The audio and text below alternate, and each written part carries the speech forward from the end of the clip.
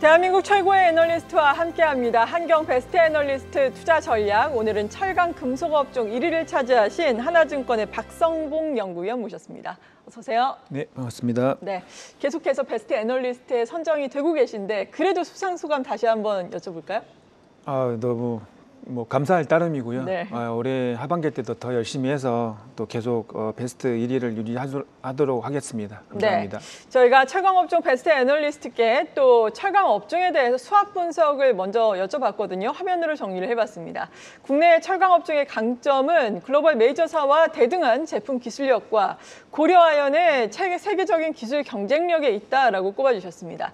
다만 약점으로는 중국의 철강사 대비해서 낮은 가격 경쟁력 그리고 성장 둔화, 고령화에 따른 내수 수요 감소라고 말씀해 주셨고요.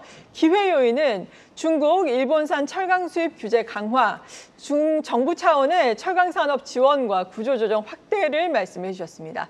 다만 위험 요인으로는 또 반대로 중국, 일본산 철강의 수입 확대가 될 수 있겠고 미국을 비롯한 글로벌 철강 수입 규제 강화를 꼽아주셨는데 지금 미국을 비롯한 수입 규제라고 한다면은 또 어제 이야기가 나온 철강 알루미늄 관세 부과 대상 확대와 관련해서도 우리가 생각을 해볼 수 있잖아요. 실제로 업계에서는 어떤 이야기가 나오고 있는지 어느 정도 파장이 예상되는지 궁금한데요.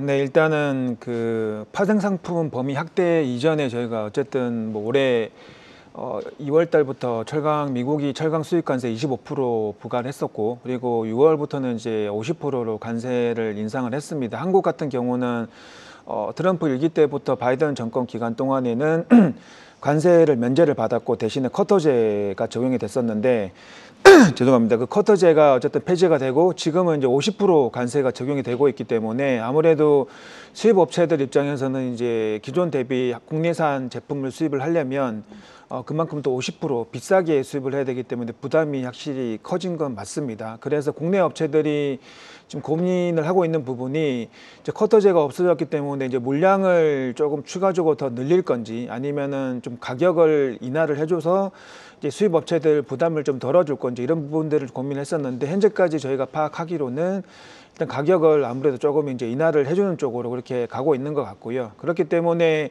기존에 이제 미국 쪽 철강 제품 수출에 있어서 수출 마진율이 아무래도 가격 인하로 인해서 기존보다는 조금 떨어지는 그런 좀 부정적인 영향이 생기고 있다라고 보시면 될 것 같고요. 다만 국내 철강 업체들이 미국 쪽 수출 물량이 그렇게 많지는 않습니다. 네. 물론 이제 강관 업체들은 이제 미국 쪽 수출을 많이 하고 있긴 하지만 대형 고로사들인 포스코나 현대제철 같은 경우는 전체 매출에서 차지하는 비중이 한 2%에서 4% 정도에 불과하기 때문에 전체 실적에 엄청 큰 영향을 미치지는 않습니다. 그리고 방금 말씀하신 대로 최근에 미국이 어쨌든 철강 관련된 그 파생 상품까지도 이제 50% 관세 적용하겠다라고 발표를 했는데 일단 여기 관련해서 제가 피해 규모나 이런 부분은 저희가 철강 제품이 워낙 일상생활에 많이 쓰입니다. 네, 그렇죠. 자동차 부품이나 가전 제품, 기계 쪽 여러 가지 부품에서 다 쓰이기 때문에 이 피해 규모를 제가 말씀드리기는 어렵고요. 다만 어쨌든 이런 제품들이 미국 쪽 수출이 좀 줄어든다라고 가정을 했을 때 국내 수요 자체는 조금 이제 부정적일 수 있다 정도로 좀 말씀을 드리겠습니다. 네, 어제 이 시간에는 숟가락 젓가락에도 세금이 붙는다 이런 얘기도 했었는데 그만큼 철강과 관련해서 내수에도 약간은 타격이 있을 것이고 다만 관광업체를 제외한다면은 미국의 수출 비중은 그다지 크지 않은 업체들이 많다라고 해주셨는데 미국 이외에도 지금 다른 나라들 지금 대만이라든지 유럽연합 등도 철강 제품에 대해서 수입 규제 움직임 나타나고 있더라고요. 반덤핑 조사 같은 것도 있던데 지금 글로벌한 움직임이 어떤 겁니까? 네, 맞습니다. 일단 말씀하신 대로 미국도 미국이지만 일단 중국이 작년에 철강 수출이 사상 최고치를 기록을 했고요. 그러다 보니까 이제 기존에 중국산 철강 제품을 많이 수입해서 쓰는 국가들은 말씀하신 대로 이제 특별 관세, 대표적으로 반덤핑이라든지 이런 관세를 부과하려는 움직임이 작년부터 급격하게 확대가 되고 있는 상황입니다.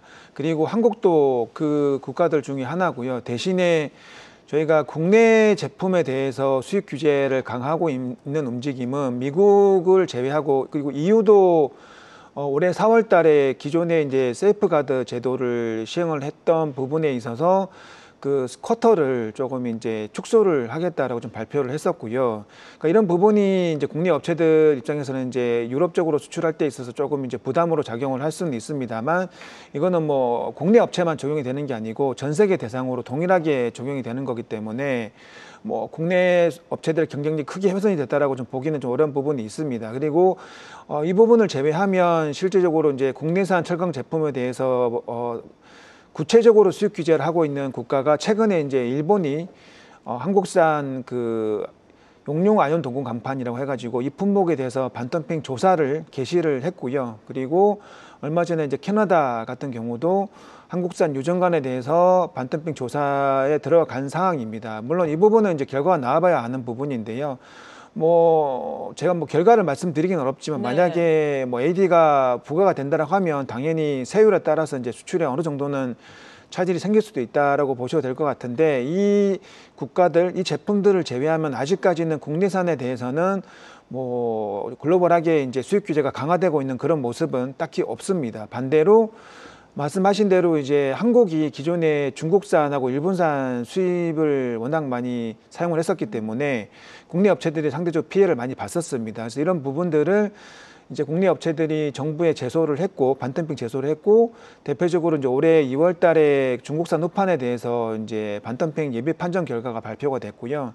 뭐 30% 정도의 이제 반덤핑 관세가 적용이 되고 있는 상황입니다. 그리고 얼마 전에는 이제 중국산하고 일본산 열연에 대해서도 예비 판정 결과가 나왔는데 비슷하게 30%의 반덤핑 예비 관세율이 확정이 됐습니다. 그래서 일단 작년까지는 수입산이 워낙 많이 늘어났기 때문에 내수도 안 좋은 상태에서 국내 업체들이 피해를 많이 봤다라고 하면, 이제 올해 하반기, 내년 상반기로 갈수록 후판을 시작으로 해서 열연, 그리고 추가로 특수광이나 뭐 일본산 H 형광, 그리고 컬러 강판 이런 품목들도 제소가 되거나 제소가 지금 준비가 되고 있는 상황이기 때문에 내년 상반기로 갈수록 수입은 많이 줄어들면서 어쨌든 국내 철강 업체들의 실적은 올해보다는 뭐 내수가 좋아지든 못하든 상관없이 수입 규제가 강화된 걸로만 하더라도 실적은 좋아질 수 있다라고 보시면 될 것 같습니다. 네, 그래도 다행스러운 부분이네요. 거기에다가 요즘에 중국에서는 계속해서 철강 쪽도 감산 이야기 나오고 있잖아요.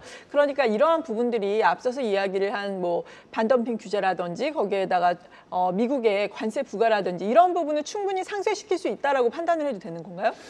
일단 중국의 감산 관련된 부분은 제가 표현을 감산이라고 쓰진 않고, 감산은 이제 지금 9월 3일 날 예정되어 있는 중국이 그 80주년인가요? 그 전승절 기념 행사 관련해서 열병식이 대규모로 열리는데, 그 열병식에 이제 주요 국가들 정상들도 참가를 합니다. 그래서 당연히 대기오염 이슈가 되게 부과가 되기 때문에 일시적으로 8월 중순부터 이제 아마 9월 초까지 이제 철강 같은 경우는 감산을 아마 공격적으로, 특히 당산시 위주로 이제 진행이 될 거고요. 저희가 말씀드리는 부분은 이 감산이라는 표현을 쓰지 말고 이 구조조정이라는 표현을 써야 된다고 보고 있습니다. 감산은 기존 갖고 있는 설비를 일시적으로 가동률을 낮추는 정책인데, 구조조정은 말 그대로 엄청 오래된 설비들을 이제 셧다운을 시켜서 아예 그냥 없애버리는 그런 작업을 얘기를 하는 건데요.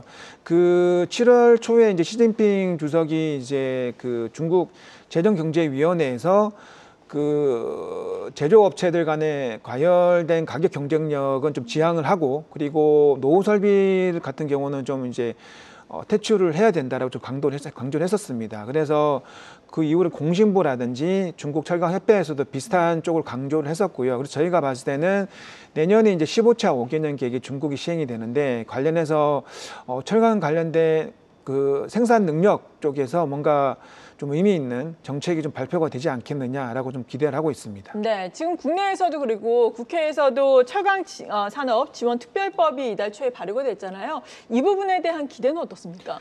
네, 일단 뭐 현재까지 언론 내용들을 좀 종합을 해보면 K철강법 자체는 물론 나쁠 건 없지만, 이게 현재 국내 철강 그 시장의 제일 큰 문제점이 내수가 워낙 구조적으로 감소를 하고 있고, 앞으로도 뭐 인구학적인 관점에서 봐도 딱히 좋아지기가 어려운 상황에서 뭔가 뭐 재정이라든지 세제 지원 이런 정책보다는 뭔가 그 중국이 제가 방금 말씀드린 대로 뭔가 설비 측면에서의 뭔가 좀 더 공격적인 구조조정 정책이 좀 필요한 상황이라고 저는 판단하고 있습니다. 최근에 화학 쪽에서는 지금 뭐 언론 얘기들을 좀 종합을 해보면 뭐 다음 달 중으로 뭔가 중국의 산업 재편 정책을 발표할 거다라는 얘기가 좀 나오고 있는데요.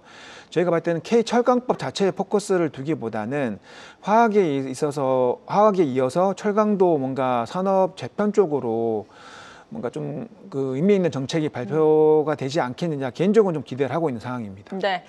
그리고 철강주에 대해서 2분기 실적에 대해 평가를 해주시면서 앞서서 내년 상반기는 좀 나아질 것이다라고 말씀해 주셨는데 올 하반기는 어떨지 궁금한데요. 네, 일단은 올해 철강사들 1분기 실적이 거의 뭐 제일 안 좋았고요. 2분기 때는 그래도 1분기보다는 실적이 조금 살아났었고 3분기도 어쨌든 뭐 봉연강 업체들은 이제 계절적으로 비수기 정도 때문에 판매량이 줄어드는 부분을 제외를 하면 마진율은 뭐 2분기 수준이 유지되거나 오히려 조금 더 좋아질 가능성이 높다라고 보고 있습니다. 그래서 올해 1분기 최악은 지나갔다라고 보고 있고 하반기 때도 조금 더 개선이 되고 방금 말씀드린 대로 내년에 올해 연간으로 보면 올해보다 더 개선된 그런 영업 실적을 기대를 하고 있는 상황입니다. 네, 그렇다면 철강 업종 내에서 최선호주, 차선호주는 어떤 게 될까요? 네, 저희가 딱히 구분해서 말씀드리진 않고요. 저희가 대형주, 중소형주로 구분해서 말씀을 드리면 대형주는 저희가 올해 초 방송 출연 때도 말씀드렸지만 현대제철을 저희가 계속 탑픽으로 말씀을 드리고 있고요. 중소형주는 이제 세아베스틸 지주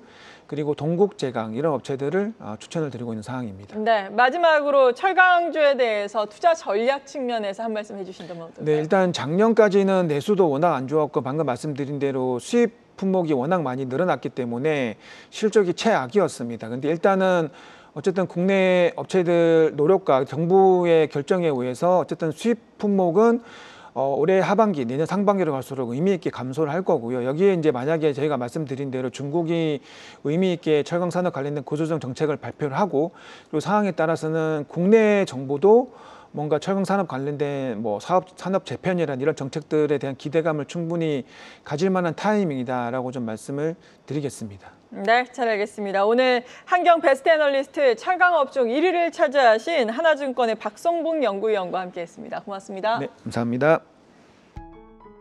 계속해서 다양한 경제 이슈를 알고 싶다면 구독과 좋아요, 알림 설정 부탁드립니다. AI 캐스터 권미정이었습니다.